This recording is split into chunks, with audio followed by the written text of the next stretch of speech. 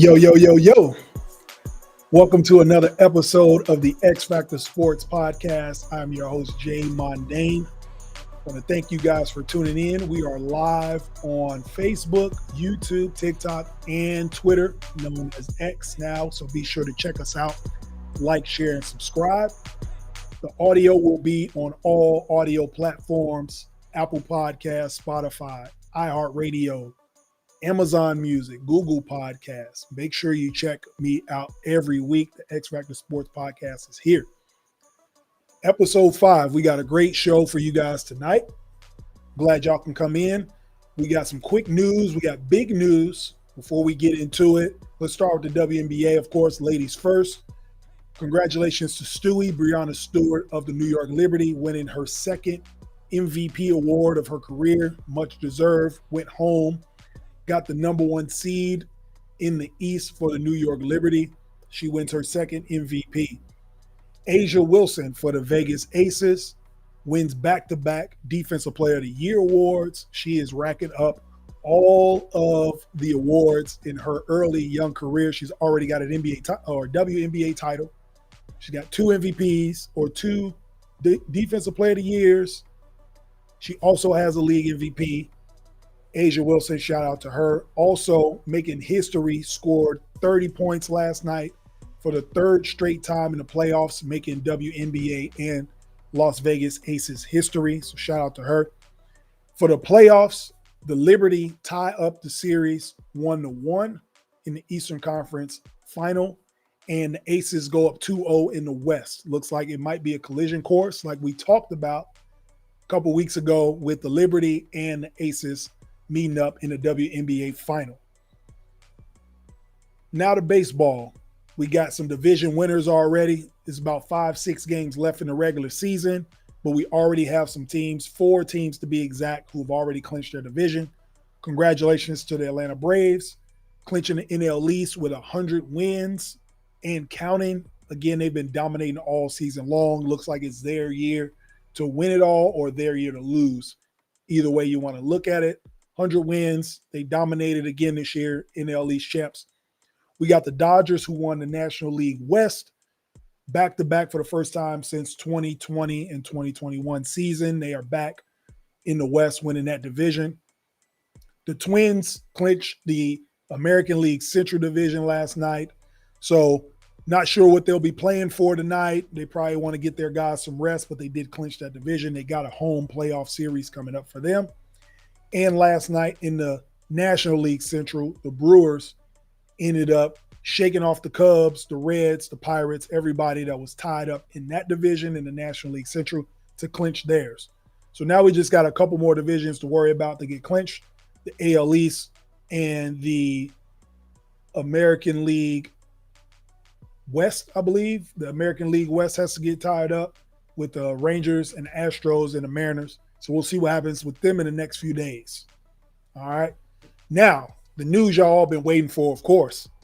We all got it probably at the same time today, but I'm here to bring it to you and give you the X-Factor Sports point of view. Dame time. That's right. Dame Lillard is going to Milwaukee. A 3-team trade. All summer we've been hearing about Dame Lillard wanting to go to Miami. That's the only team he wants to go to. He wants to play with Bam Adebayo. He wants to get out of Portland. Well, didn't work out the way he wanted it to, but he ended up going to a championship contender nonetheless. The Milwaukee Bucks get Damian Lillard. 3-team trade.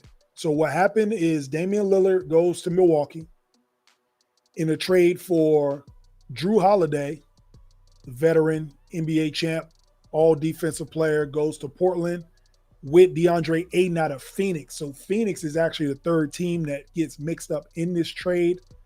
And DeAndre Ayton is out of Phoenix, goes to Portland. And the Phoenix Suns end up getting Grayson Allen. I'll just give you kind of the main guys. They get Grayson Allen. They get Yusuf Nurkic, Nasir Little, and Keon Johnson to the Suns. If you ask me who won the trade, I would say the Milwaukee Bucks won the trade. Just general principle when it comes to NBA trades, the team that gets the best player or the team that gets the superstar wins the trade. However, I think every team benefited from this trade. And I'll start with the Bucks. Giannis, we talked about in episode 4. Giannis talked about he's not looking to re-sign if the organization is not looking to do something more for him. He can see himself leaving after his contract's up. They answer that question, get him another superstar. In the East, I think Damian Lillard takes a bunch of pressure off of Giannis. Giannis doesn't have to be the playmaker, the shot maker. He can go do the things that he's great at, defense, rebound, and can still get you 25 to 30 points. But when you need buckets late in games and in clutch moments, you got a guy like Damian Lillard, who's arguably one of the best shooters ever. So it's going to be great to see him in the Eastern Conference. I hate that he's in the Bulls division because now we got to deal with him for 5-6 games out of a year. But it's good to see him over in the Eastern Conference, kind of balance the power out. So that's how Milwaukee, I feel like, is a winner in this 3-team trade. For Portland, they get younger. They get Dame Lillard's contract off the books. They get to rebuild because they want to work with Scoot Henderson anyway. That's why they drafted him. He's the future. Dame had his time there, 9-10 seasons, did what he can do. He's arguably the greatest Portland Trailblazer of all time. I would argue Clyde Drexler maybe, but that's a debate for another day. But they get to rebuild. Chauncey Billups gets to build a team around his guys, and they get a serviceable big in DeAndre Ayton. He can make some noise over there in Portland. He doesn't feel like he is stepping on toes or that he won't get his shine. He will be the premier big man on that team. As for Drew Holiday, I believe they will move Drew Holiday as a veteran. Chauncey Billups will do the right thing with his veteran guard and get him to a place where he's playing for a contender at the end of his career. I can see him going to Philly if they don't want James Harden. I can see him going to the Clippers. I can see him going to Miami. It may turn out that Drew Holiday might be the guy that actually ends up going to Miami and replacing a guy like Kyle Lowry, who is getting older, can't really defend like he used to, can't make shots. You insert a Drew Holiday, that'd be the perfect fit. He could fit the Miami Heat culture. So I think Drew Holiday will be a perfect fit there. I also think he'd be a perfect fit going back to Philly, where he was an all-star. For you youngins that don't remember Drew Holiday, early in his career, he was an all-star guard in Philly. So going back there, he's familiar. He's got a superstar in Joel Embiid. He knows how to play with a superstar big because he played and won a championship with Giannis. And he knows how to play with other shooters around him because that's how the Bucks team was constructed. I think that will be a good move as well. So look to see Drew Holiday get moved. I don't think he stays in Portland. That's a young team looking to rebuild around Scoot Henderson and DeAndre Ayton. Now for the Suns. This looks like a minor adjustment for the Suns, but I think they actually did good as well. They wanted to get off of DeAndre Ayton over the last 2-3 years. He didn't get along with the coach. So they separated amicably, got in that 3-team trade. They end up getting Yusuf Nurkic, a big man that's low maintenance. If he can stay healthy, he can give them a double-double every night, can man the paint, can defend and rim protect so Kevin Durant doesn't have to. So I like that about that trade. They also shore up the bench. The talk was going to be all season about their bench and their scoring and who would come off the bench and shoot the ball. You get Grayson Allen off the bench. You also get Nasir Little off the bench as well. So after replacing other guards that were on the team as well. So what happens with Phoenix, the team will be centered around Book, KD, and Bradley Beal. Anyway, so we need to just fill in some pieces to get there. I think Yusuf Nurkic is a great fit for them if he can stay healthy. So I think that all 3 teams did well in this trade, but I think the winner in this trade is Giannis. Giannis wanted the Bucks to make some sort of move for him. They go out and get the biggest superstar in free agency in Dame Lillard. Dame Lillard comes to the Eastern Conference. He'll see the game is totally different, a little more defensive-minded, but they can find guys to put around Dame to play that defense that Drew Holiday did. But they're not getting 30 points a game from Drew Holiday. And when you can add that type of scoring punch to Giannis, to Chris Middleton, to the Lopez twins, to Bobby Portis, who's coming fresh off of USA basketball, I think the Milwaukee Bucks, if not the team of the East, they definitely are one of the 2 with Boston. So I think that was a great move today. took the NBA by storm. Everybody thought that Dame was going to Miami or even Toronto. We were hearing news about Toronto last night. And sure enough, the Milwaukee Bucks land Damian Lillard. So congrats to them. Last thing in the quick news, Travis Kelce. Everybody's been hearing about it. I'll be real quick about this. From a business standpoint, it's great. Obviously, I think they've taken a play out of the Kardashian playbook. 2 superstars, 1 singer. She probably make a new album out of this if it don't work out. But what it does for Travis Kelce in the NFL, if you don't pay attention to business, you should. His jersey sales went up 400% after that beat down of the Bears and everybody seeing Taylor Swift in the box with his mom. She's bringing over a whole nother group of fans to come to football to watch him. I think his name was Googled a million times after Sunday. People want to know who he was. So it's good for business. It's actually good for the NFL. Think about it this way. We talked about it in episode 3. The NFL poured a lot into the storylines of Aaron Rodgers with Hard Knocks on HBO. It's in New York City. They played on 9/11 on Monday Night Football. It was a big deal. Aaron Rodgers goes down. There's no other big stories to gravitate more fans to the NFL. So when you get a superstar, arguably the best tight end ever, dating a superstar, like if they're dating, whatever, involved with a Taylor Swift, and she brings that fan base over, that's huge for the NFL. So I think about it from a business standpoint. Don't care about their relationship one bit. But from an NFL entertainment standpoint, it's huge because, again, you bring in a huge fan base. It'd be like if Beyonce broke up with Jay-Z and started dating an NBA player. Like the fan base that beyond that beehive that she would bring over to the NBA would be huge. So you got to think of it like that. Again, 400% sales go up for a jersey out here in the Midwest. Big news for me. That's how I think of it from sports. So before we get into the show, it's a great segue. We talked about NFL. We're going to segue into that. Has the NFL leaned too far into the offense? Here's why I think they have. When I was growing up, the NFL was about, I would say, 70%, 75% football and about 25 to 30% entertainment. You watched the games. You saw the guys with the big shoulder pads. You saw people getting hit. Like they marketed the game as a tough, gritty game that only the toughest guys can play in it. Like you had to be a certain type of man to play in the NFL. That was their marketing strategy. The tough guys play in the NFL. The best guys, the strongest men, right? Fast forward to today, not saying that these guys aren't tough and strong. It is leaned so far into offense and entertainment. It's like WWE almost. Like as kids, we knew WWE wasn't real. Like we knew it wasn't real wrestling. Sorry if y'all still believe that. The Tooth Fairy ain't real either. So we leaned all the way into that. I think the NFL is leaning way into entertainment, obviously, because of the marketing dollars, like I just alluded to with the whole Swift thing.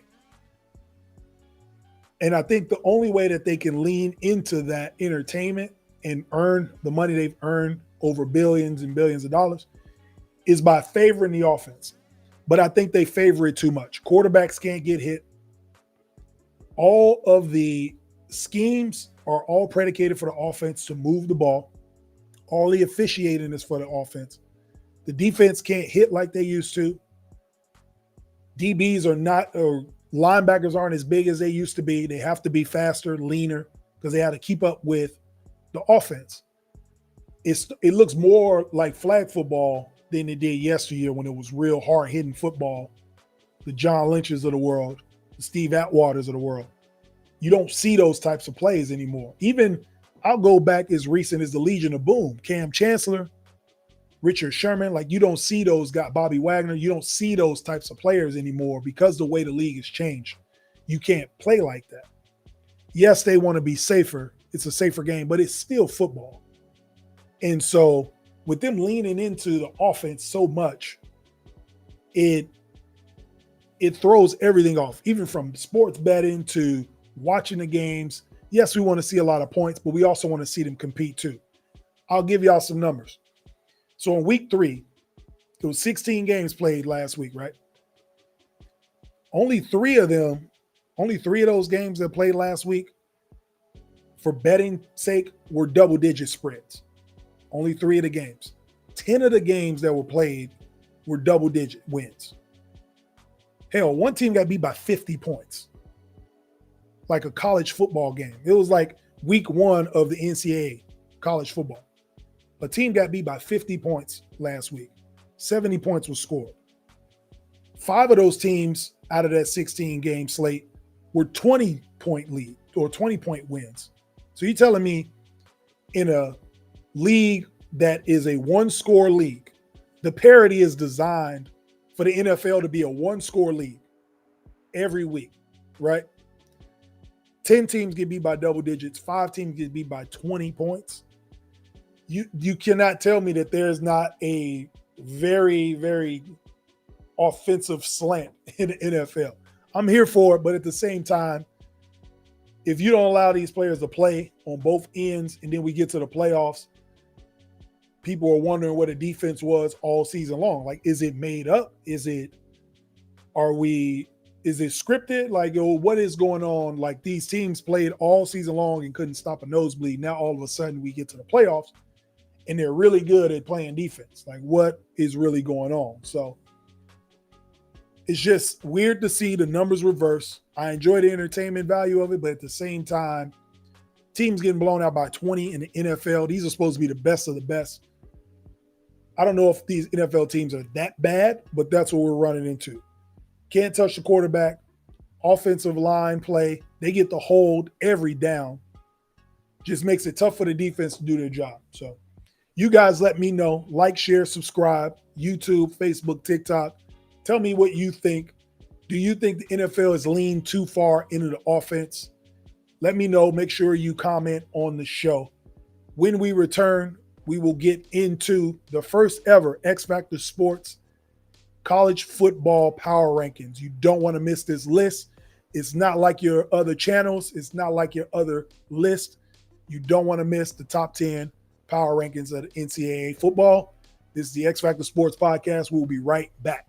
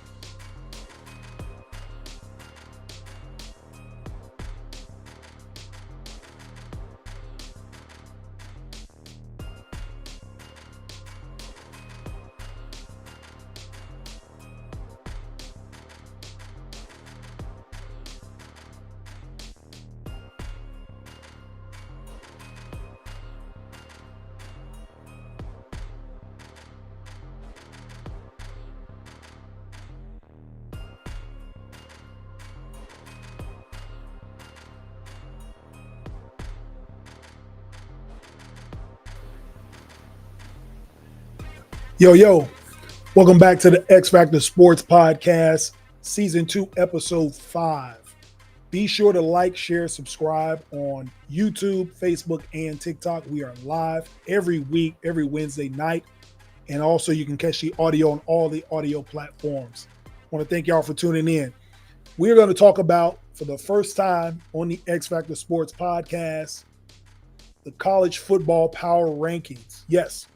So this is not like your ESPNs, Fox Sports. It's not like any of those networks that give you their power rankings or give you their rankings. It's not the AP poll. It is not the coaches poll. Has nothing to do with records. We are doing a power rankings based off the first month of college football. So here, I'm going to give you the top 10 list, and this is going to be based off of strength of schedule, who they played against, how they look right now, where they're at in a power index, why they are ranked the way they are. So I'm going to go ahead and reveal the top 10 power rankings in college football after the first month. At number 10, we have the Michigan Wolverines. The reason that Michigan is number 10, they are ranked 12th in the power index. They are number 1 in the country in defense, but they are like 70th in offense. They haven't played any strong teams yet. They've been beating up on everybody. I don't even know if they've had a road game yet or a true road game. Very easy schedule. And they only got a 4% chance to win out in their own conference. So schedule's kind of weak. I think they get Ohio State. They don't have a very tough schedule at all. Their only big games are Penn State and Ohio State. So don't be fooled by the record. They haven't played anybody yet. Jim Harbaugh has not been around. It was easy for him to miss the 4 games because they played some cupcakes. So I got him at number 10 in the power rankings. At number 9, we got Notre Dame. Notre Dame is 11th in the power index. Lost 1 game Saturday to Ohio State at home. It was a hard-fought game. Top 10 in scoring, 16th in defense. So they are a well-balanced team, one of the best teams in the country. That's why we got them in the power rankings. Has a good schedule down the road. They got USC. They play Duke this weekend, who's ranked 17th. And they go to Clemson, who's a tough team. They had a tough loss last week against Florida State, but always tough to go down to Death Valley and play Clemson. Notre Dame usually plays a really good schedule because they're independent, so they can go out and pick who they want to play. They try to play some of the top teams in the country so they can get in the college football playoff. And I think that schedule will play out and will pay off. So that's why I got them at number 9. Number 8, USC Trojans. They are ranked 8th in the power index, but I got them ranked 8th in the X-Factor Sportz power rankings. No tough opponents yet. They do get a game this Saturday against Colorado. 2 good quarterbacks get to face off. Shadir Sanders and Caleb Williams, the Heisman Trophy winner from last year. They come back. Great offense. They're number 1 in the country in scoring. 3rd in offense. Caleb Williams, like I said, Heisman Trophy winner. 2-0 already in conference play, so that gives them a head start in the toughest division in college football. As of last week, there were 8 ranked teams in the Pac-12. USC was one of them. So you got to give them credit for that, being in that conference and got 2 wins on it already. Second highest percentage to win their conference, and it's the toughest conference at 29%. So because of that, they go number 8 in the power rankings. Number 7, we got the University of Miami, them Hurricanes. I got them number 7. Yes, if you look at a lot of the polls, they're ranked probably above 15, 17th I've seen in some polls. I got them ranked number 7th, and here's why. 15th in the power index, yes, but they got a big win against Texas A&M. And the ACC is a sneaky good conference. They might be the second best conference in college football after the Pac-12. You got Miami, Florida State, Duke, Carolina, Louisville, and Syracuse are all undefeated. And then NC State has 1 loss. All of those teams, if not ranked, should be ranked and can be ranked. So you got 7 teams in that conference, and only 1 team has a loss. So I believe that Miami, if not the best team in that conference, that Florida State is, but I think just based off of how they play, that they have a slight edge on Florida State for me. So I'm going to give it to them and put them at number 7 in the power index. They're all around great football team. They are 8th in scoring and 13th in defense. Again, top 15 in both in the country. So you got to show them love for that in the first month of football, where nobody expected them to do anything. They're doing great. So shout out to the U, number 7. Number 6 in the power rankings, we got Texas, and we got them 6. They're 6th in the power index, big road wins at Bama and Baylor in the conference game, more of a rivalry. So it's a big conference win for them. Defense tied with 13th with Miami, and they have a higher percentage chance to making the college football playoff than Georgia, surprisingly enough. People wonder why I have them in the power rankings after the first month. They have a better chance of making it into the college football playoff percentage-wise than the 2-time defending national champion Georgia Bulldogs.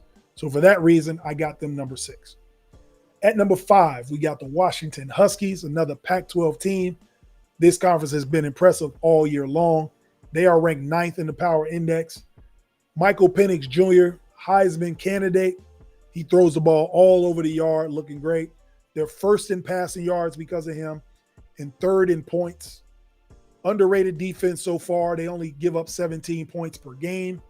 So you got to show love to that with the passing and the defense. Projected to win more games than USC. That's why I have them higher than USC right now. They are sneaky good, underrated team.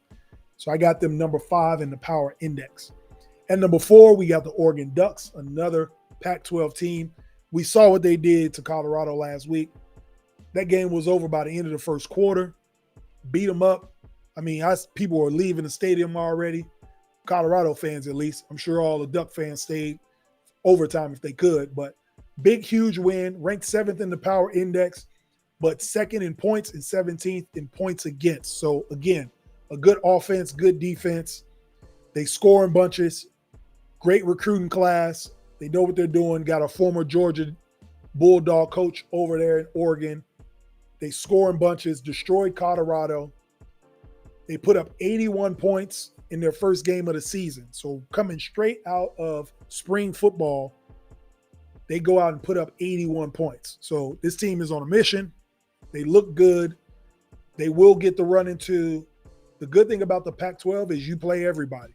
So they will get to see Washington. They will have to see USC, and we'll see who wins out of that battle of those 3 teams. I can't wait to see that happening. Bo Nix is probably 28 years old. I feel like this dude's been in college. As soon as I graduated, I feel like he was in college right after me, still there. But he is a Heisman Trophy candidate. Favored to win they're in the deepest conference in America, and Oregon is favored to win it. That's why I got them at number 4 in the power ranking. So far, so good. At number 3, the Ohio State Buckeyes. They're ranked actually number 1 in the power index, but in the X-Factor Sportz power rankings, I got them at number 3. They got a huge win against Notre Dame, 17-14. Yes, they caught a break, but good teams are prepared for those opportunities to take advantage of those breaks and win those games. So they stay 4-0, stay undefeated. They have a great wide receiver, probably the best wide receiver to possibly come out since Devontae out of Alabama. He won a Heisman Trophy.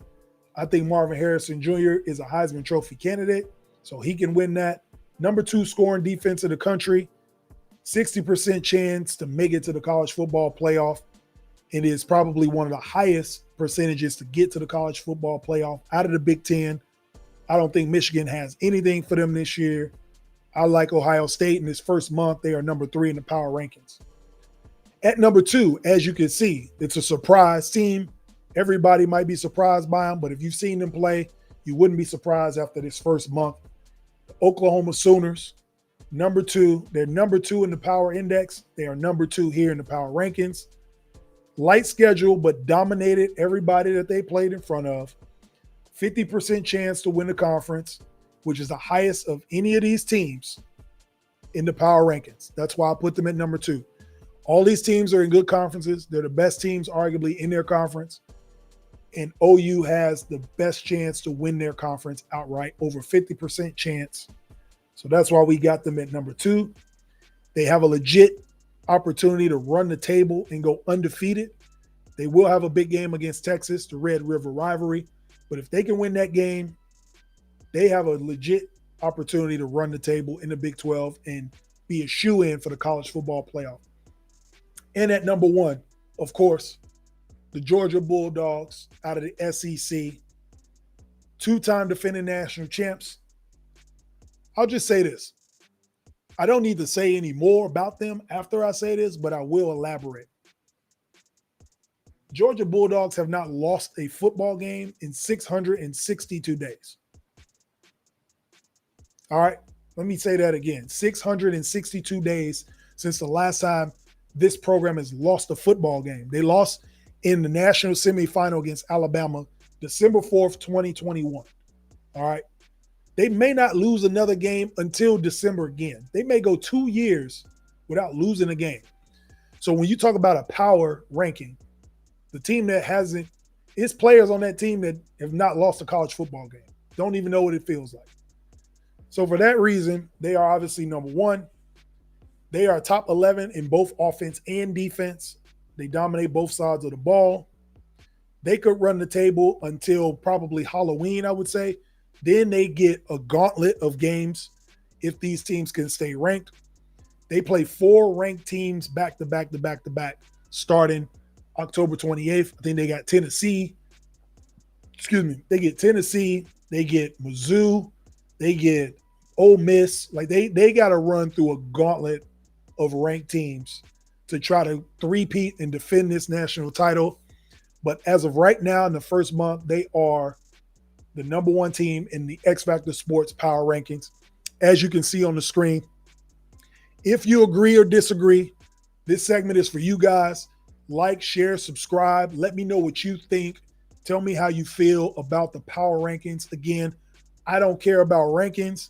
I don't care about who they beat, where they played at. I'm talking about the strength of the team, what they do on both sides of the ball, and what they look like in the first month of the season. If you agree or disagree, you can go ahead and tap in.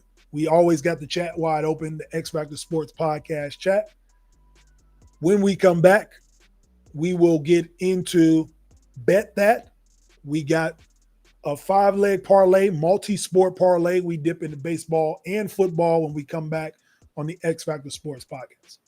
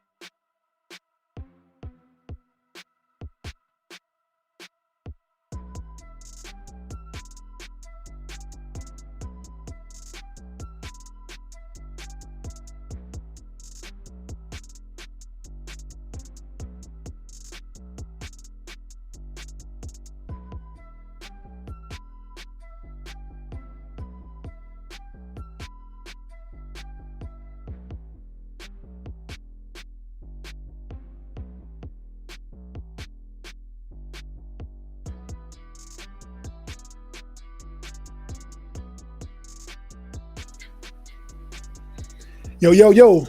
Welcome back to the X-Factor Sportz Podcast. Hope y'all enjoyed those power rankings. We will be doing the power rankings again when we get to season or episode 9. So we'll be 2 months into the college football season. We will definitely get into the power rankings and see where these teams are. I'll also be doing this next week for the NFL. When we get their first month out of the way, we will be doing the power rankings for the NFL. We will also be doing this for NBA, college basketball. We're going to continue. I want you guys to like, share, and subscribe. Let me know what you think about the power rankings. We can go back and forth on how you feel about them. I love to do that.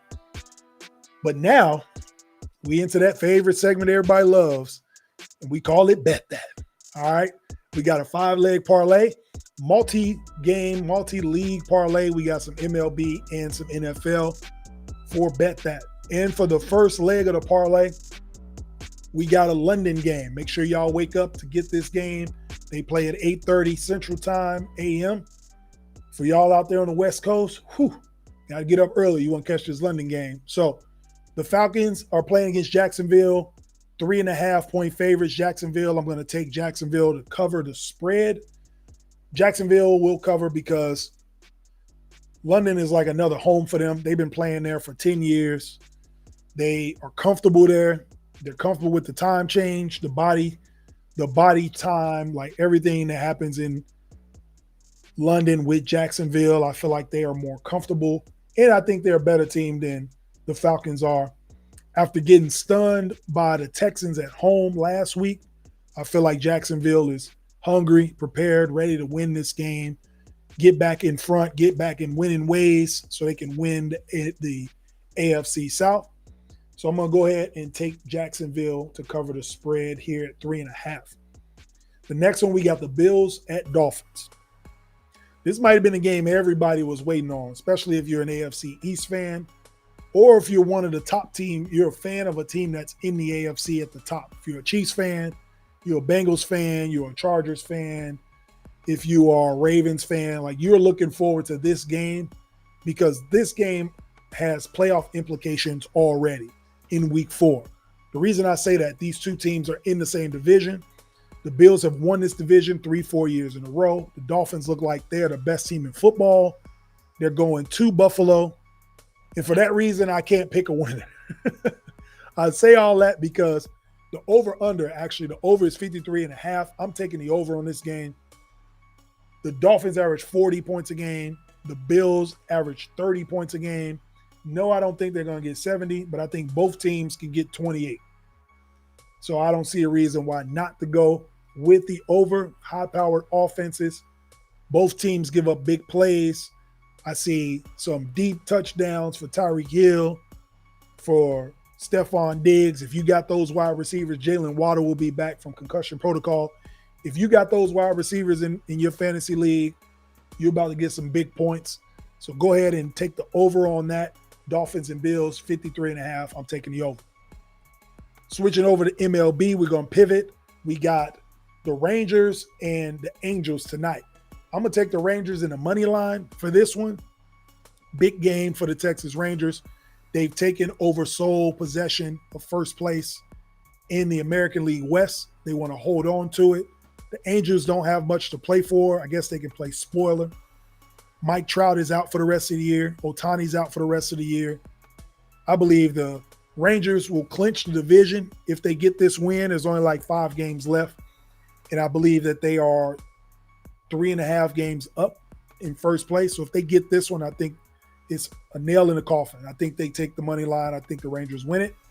Rangers won 4 out of the last 5 games to surge into first place.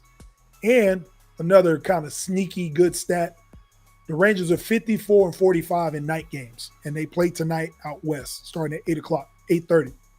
And the Angels are 44-62 in night games. So advantage goes to the Rangers for me. I'm going to take them straight up. Also in baseball, we got the Astros. We're going to stay in the American League West. Got the Astros and the Mariners playing in Seattle tonight. I'm going to take the Mariners with the money line. I think the Mariners win this game. They've played the Angels, or the Astros, excuse me. They played the Astros 12 times already this season and have won 9 out of 12 games.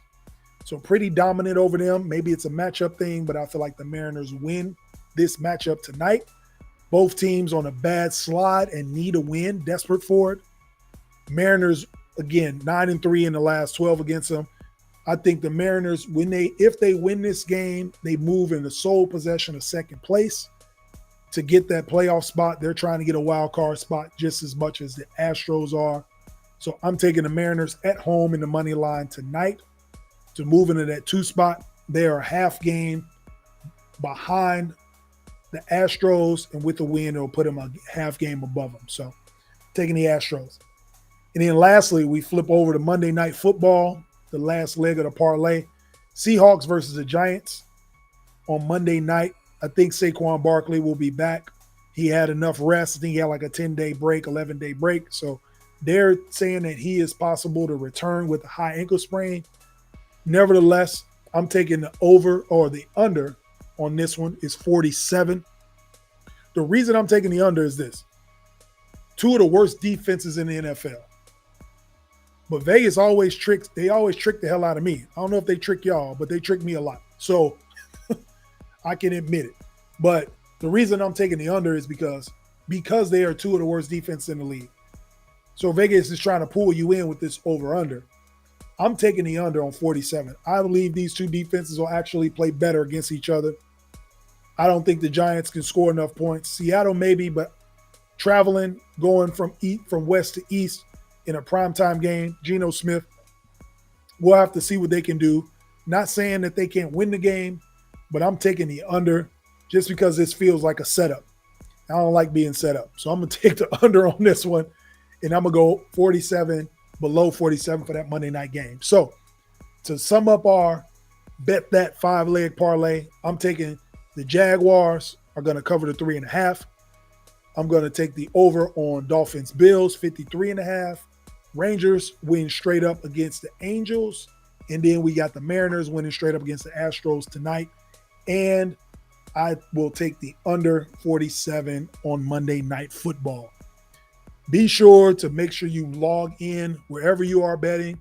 This is not a betting, or we are not bookies. You bet at your own risk. That's the disclaimer, but I enjoy betting, so I like telling people how I like to get down with the bets. So log in to wherever you do, have some fun with it, do your FanDuel, whatever it is, your DraftKings, any of those betting sites. Just be sure to check us out if you need some tips, or if you got any questions, make sure you tap into the X-Factor Sportz Podcast. When we come back, we're going to get into what we learned from week 3 in the NFL last week. This is Jay Mondane with the X-Factor Sportz Podcast.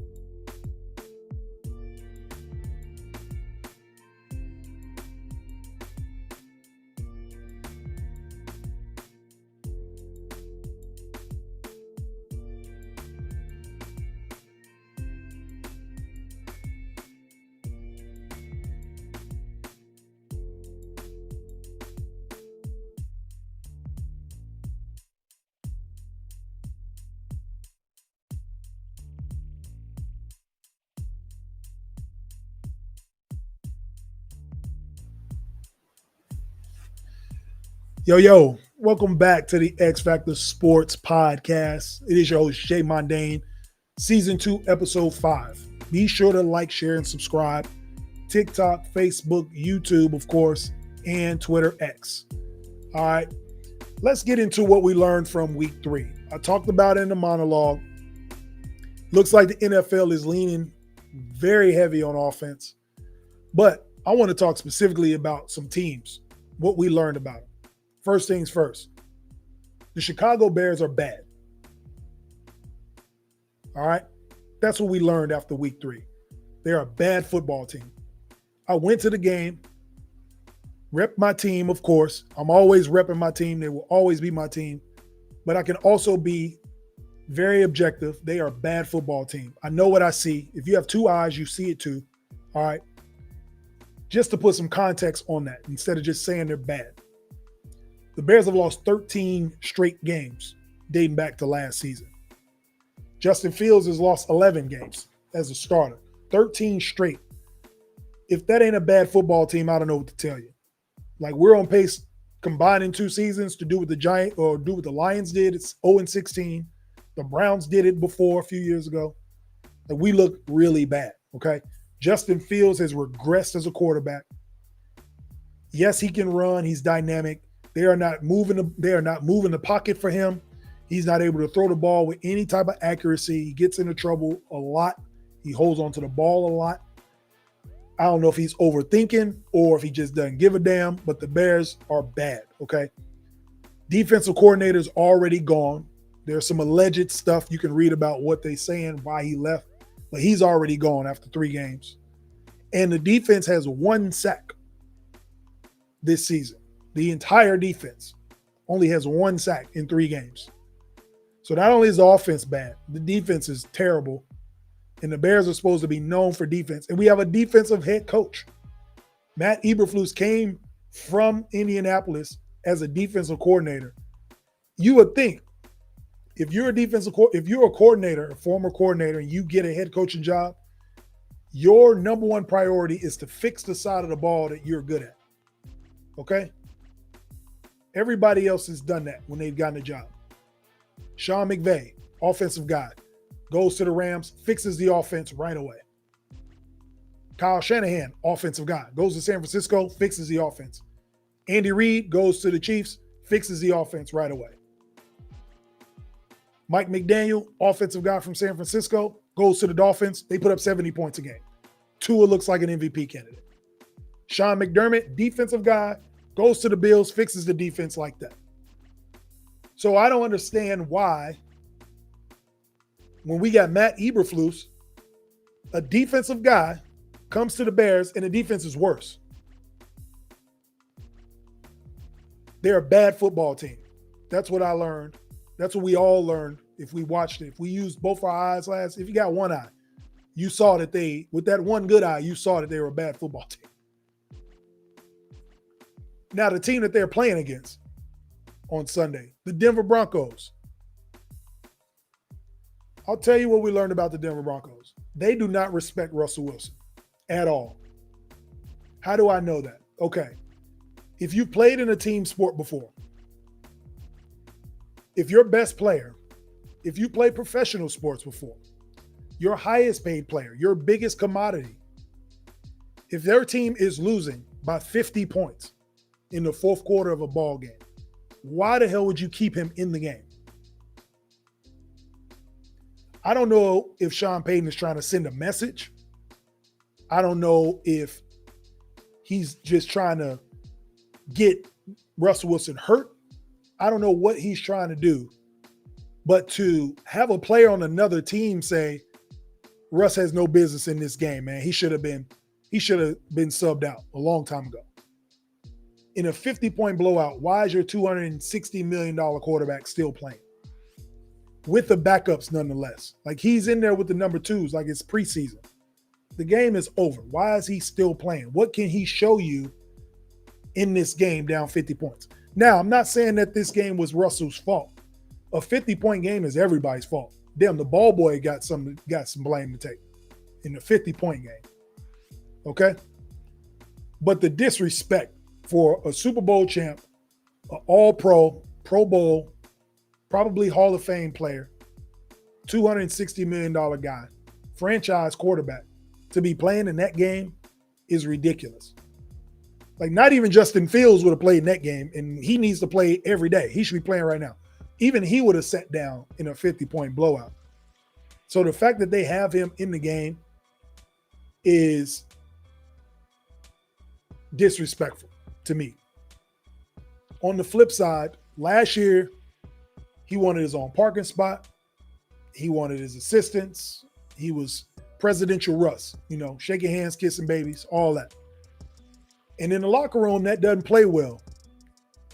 You only get one time to make a good first impression. And the impression he put on the team was that he was above everybody else.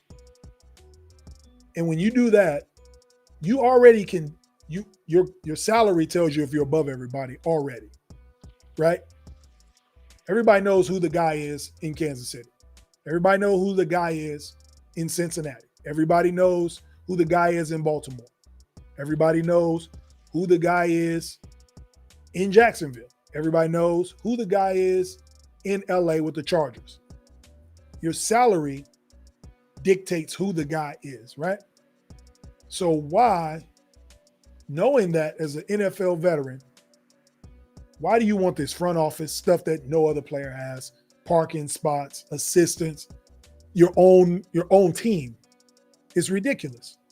So maybe that has something to do with it. But at the same time, there's a power dynamic there that I've learned looks really bad. And the only way to cure it is winning. And they haven't won a lot. Okay, Russ has only won 4 games since he's been there.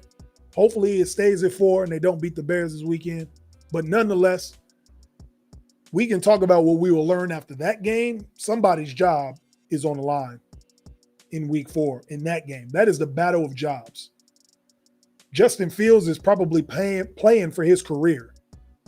He's playing for his football life. And I don't think that's overstated. Think about it. If he loses this game, if the Bears lose this game and Justin Fields does not play well, the franchise has lost 14 straight games, and he's lost 12 straight. And he has not shown that he's gotten better at all. The GM did not draft him. The coach did not draft him. He's not their guy. If you know anything about football, these GMs and these coaches are loyal to the people they draft. And Justin Fields was not their draft pick. They told you that in the offseason. When they traded their number 1 pick, they said, we can give you a chance because you're cheap. But we want to swap with Carolina because we don't believe Carolina will be great. And if we're not great, we will have 2 top 10 picks next year when arguably the greatest quarterback draft since John Elway, Jim Kelly, and Dan Marino is coming in 2024. So we will give you a shot. But if you fail, we have somebody to replace you in college right now. So he is playing for his football life. Russell Wilson is playing for his football legacy. Everybody knows the story about Belichick and Tom Brady, how they won together. And when they separated, everybody said, oh man, who was it really? Was it Belichick or Brady? Brady immediately won a Super Bowl and answered that question. And Belichick ain't been in the playoffs. So I think we got our answer very quick who it was. With this Russ situation, we're about to find out real quick. Was it Russ or was it Pete Carroll? Last year, they made the playoffs with Geno Smith, who was outcast by the league and resurged under Pete Carroll. And Russ looked like the worst quarterback in football last year.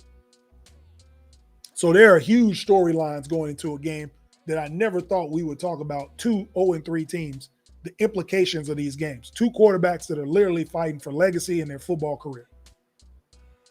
That's what I learned from last week after those 2 losses. This team lost by 50 points. Professional football players. And they left them in the game. The respect I don't see anymore. So what else did we learn this week? The Miami Dolphins are playing for more. What I mean by that is, yes, everybody wants to win. Everybody wants to win a Super Bowl, so on and so forth. But I think the Dolphins are playing for much more. They are playing for Tua Tagovailoa. The leadership that he shows, he is a silent, lead by example guy. He's not your rah-rah guy. He probably is not the one in the middle of the huddle, headbutting everybody, but he leads by example. He's professional. He comes to work every day. No matter what criticism he has about him, he comes to work. And a lot of his teammates, maybe all of them, rally behind that. Players are saying that they take it personal to protect Tua. Not to just protect Tua from getting hurt. They don't want Tua to get touched. When you got a football team like that, an offensive line, a unit like that cares about their quarterback, they don't want Tua to get touched at all. They are playing for something much bigger than winning football games. If they are a tight group like that, the best teams are the tightest teams.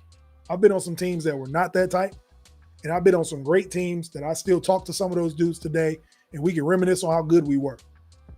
This team is playing for more than just winning football games. They care about this quarterback, and you can see it on the field. That dude jersey still smell like Bounty. It still smell like Downey when he leave the field. He don't get touched at all. Not a grass stain on him. They believe with him being healthy that they can win it all. That's how much they care, and that's how much they believe into it. That defense will get better. It has not peaked yet.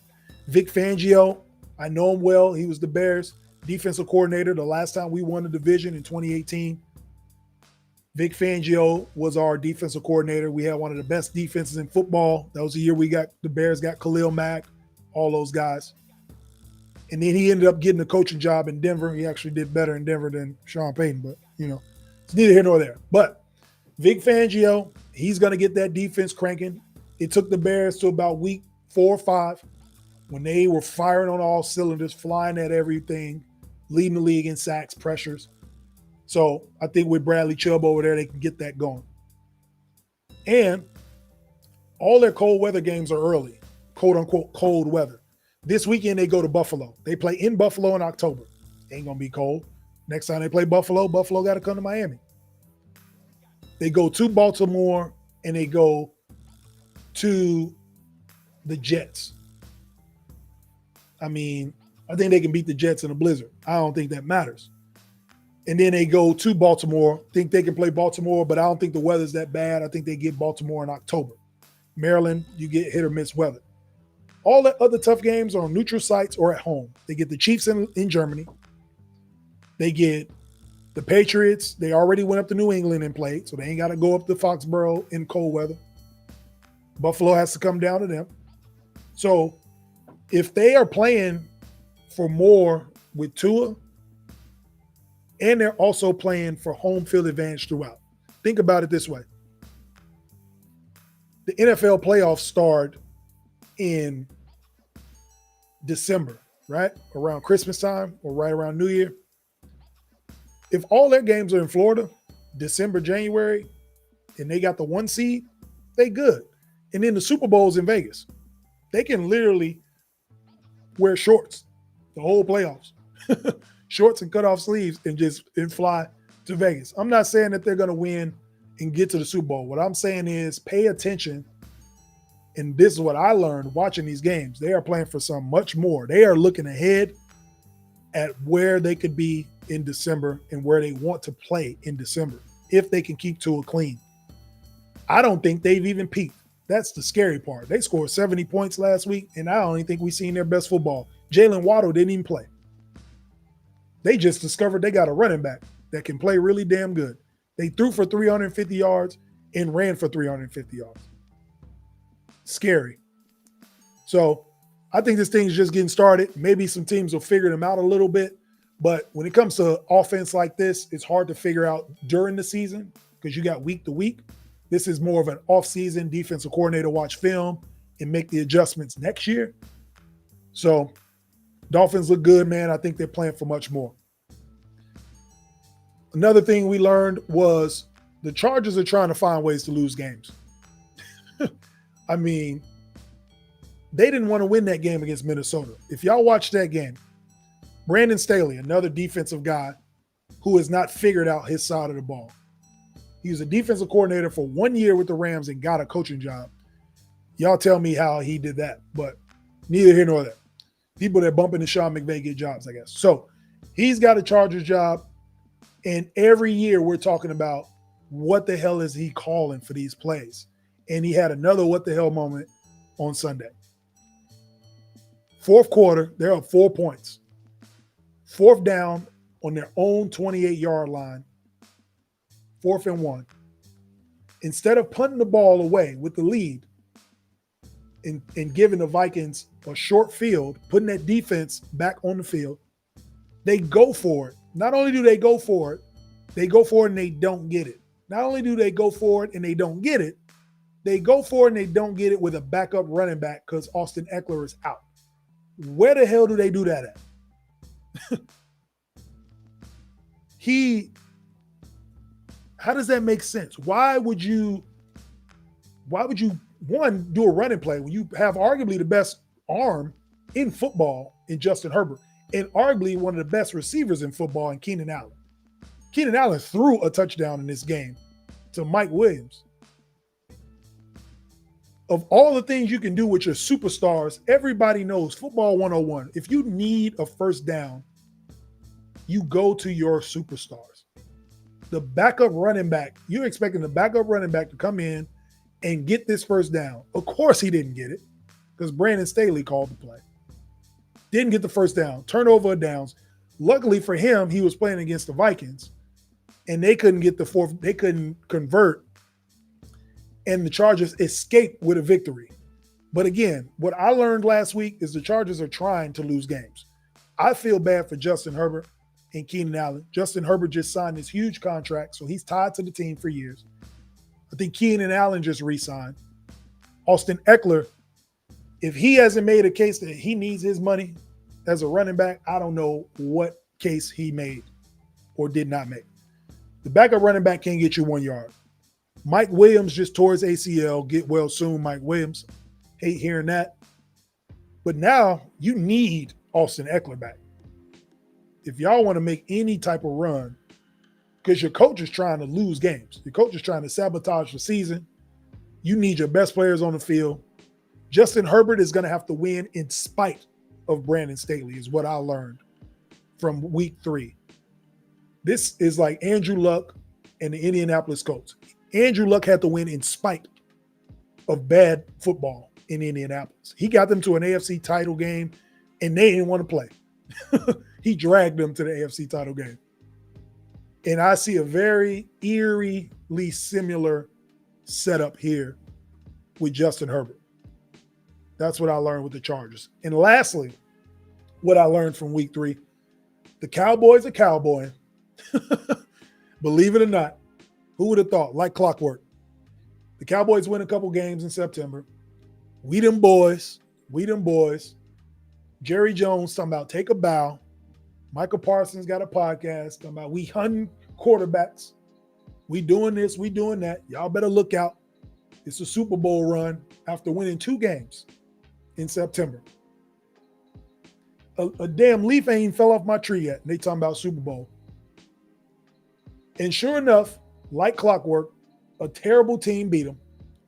The defense got scored on 3 out of 4 straight drives by Joshua Dobbs, a nuclear physicist, by the way. He plays football part-time. He's a part-time, I saw him on Indeed. He's a part-time NFL quarterback. And in his full-time, he's trying to work for NASA.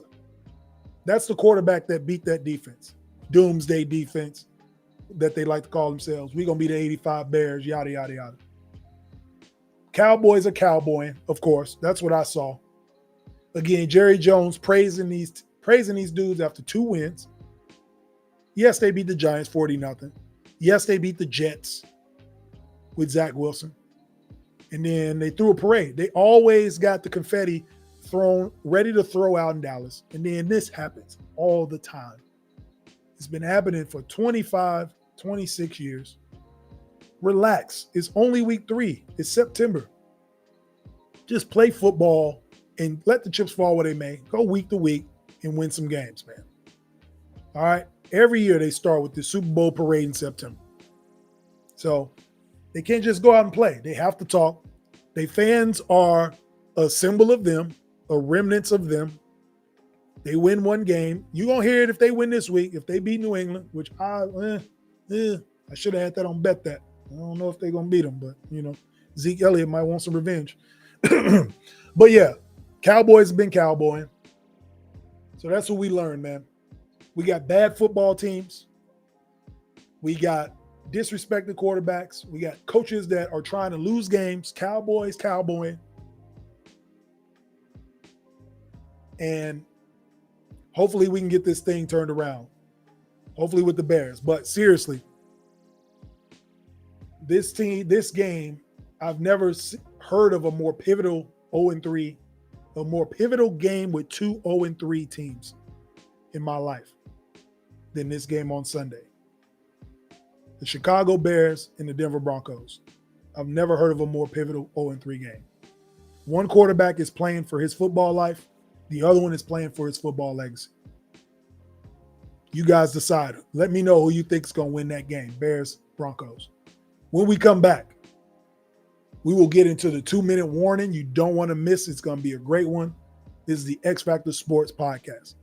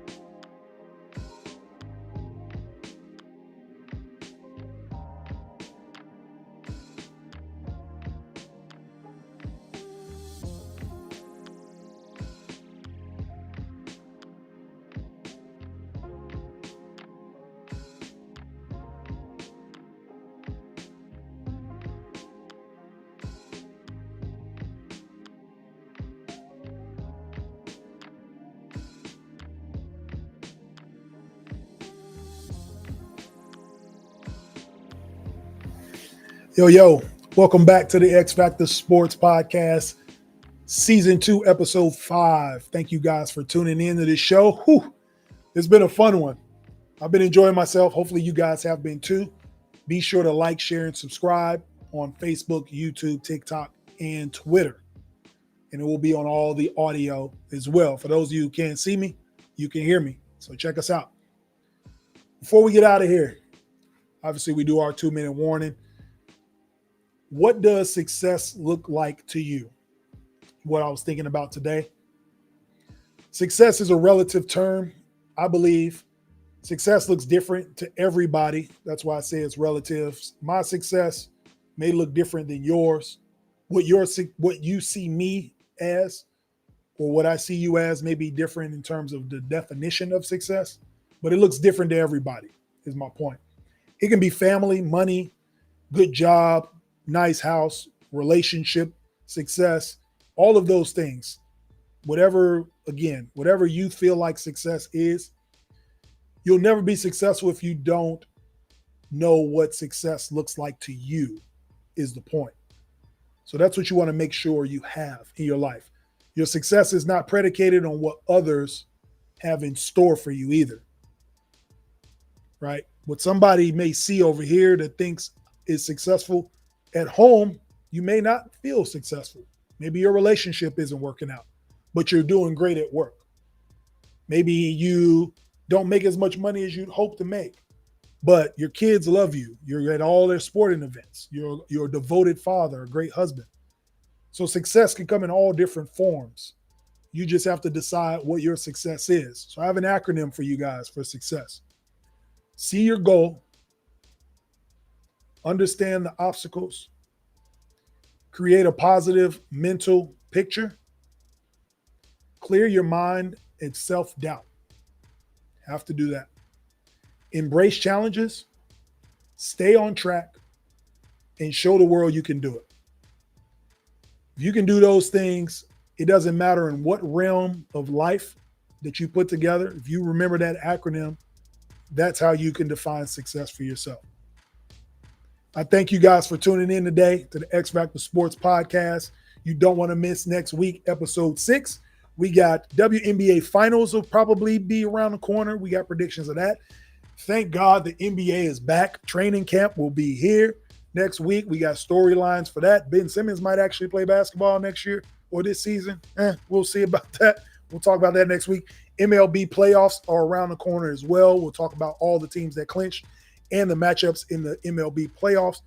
And we also will get back to our week 5 X Factors in the NFL. This is Jay Mondane signing off from the X Factor Sportz Podcast. Peace.